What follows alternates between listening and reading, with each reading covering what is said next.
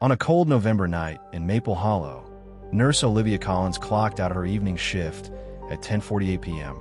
The hospital's side exit camera caught her walking briskly to her car, her head bowed against the wind. It was the last known image of her alive. By morning, she had vanished. Her car sat in the driveway, her purse and jacket were still in her kitchen, and her phone was gone. To her friends and neighbors, it was unthinkable. Olivia wasn't the kind of woman to disappear. She was reliable, warm, and deeply rooted in her small community. The next 48 hours turned Maple Hollow from a sleepy town into a search zone. Volunteers combed through wooded trails, helicopters circled overhead, and missing posters bearing Olivia's bright smile appeared on every lamppost. At first, police believed Olivia's disappearance was a random act of violence, a mugging or an abduction gone wrong. But the details didn't fit. There were no signs of struggle at her home, no forced entry, and no theft. Then came a disturbing find. Detectives discovered a string of deleted text messages on her phone backup, hundreds exchanged with Dr. Michael Reese, a respected physician at Maple Hollow General. Reese was married. Olivia and Michael had been having an affair for nearly a year.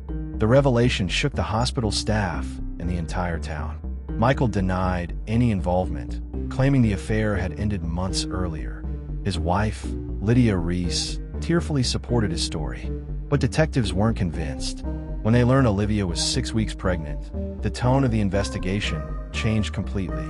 Detective Aaron Miles, a veteran from the county unit, led the case.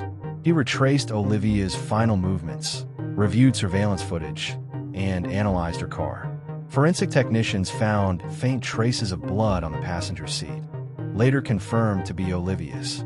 In the trunk, they found something chilling, a hospital ID badge belonging not to Olivia, but to Lydia Reese.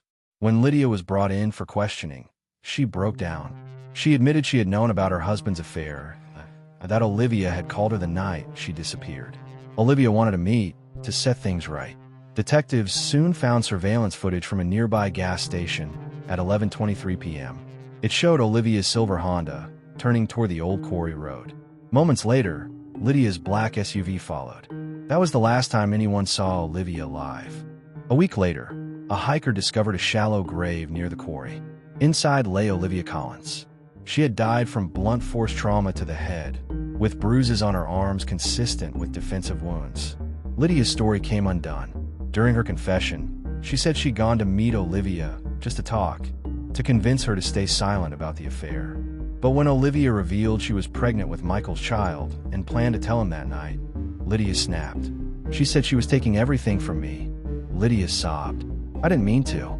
She just wouldn't stop talking. It was a crime of passion, born not of hatred, but of humiliation, betrayal, and despair. Lydia Reese was convicted of second-degree murder and sentenced to 20 years in prison. Michael resigned from the hospital, his reputation destroyed, and left Maple Hollow quietly.